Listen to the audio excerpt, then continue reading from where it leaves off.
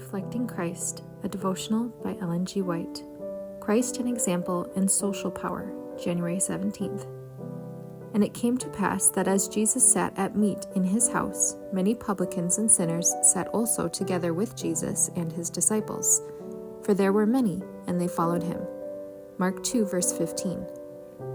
All who profess to be children of God should bear in mind that as missionaries, they will be brought into contact with all classes of minds.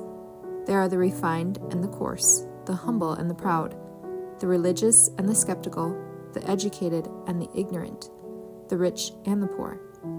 These varied minds cannot be treated alike, yet all need kindness and sympathy.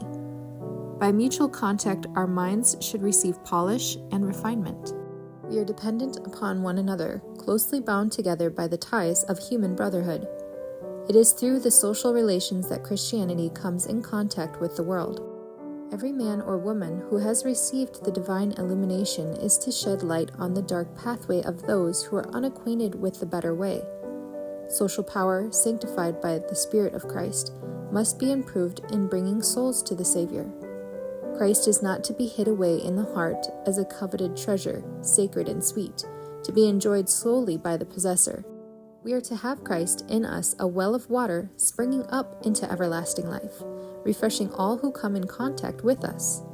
The Ministry of Healing, pages 495 and 496. Christ did not refuse to mingle with others in friendly intercourse. When invited to a feast by a Pharisee or publican, he accepted the invitation. On such occasions, every word that he uttered was a savor of life unto life to his hearers, for he made the dinner hour an occasion of imparting many precious lessons adapted to their needs. Christ thus taught his disciples how to conduct themselves when in the company of those who were not religious as well as of those who were.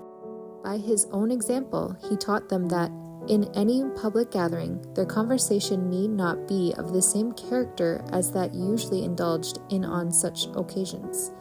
If Christ is abiding in the soul, there will come forth from the treasure house of the heart words which are pure and uplifting. If Christ is not abiding there, a satisfaction will be found in frivolity, in jesting and joking, which is a hindrance to spiritual growth and a cause of grief to the angels of God. The tongue is an unruly member, but it should not be so. It should be converted, for the talent of speech is a very precious talent. Christ is ever ready to impart of his riches, and we should gather the jewels that come from him, that when we speak, these jewels may drop from our lips. Testimonies, Volume 6, pages 173 and 174.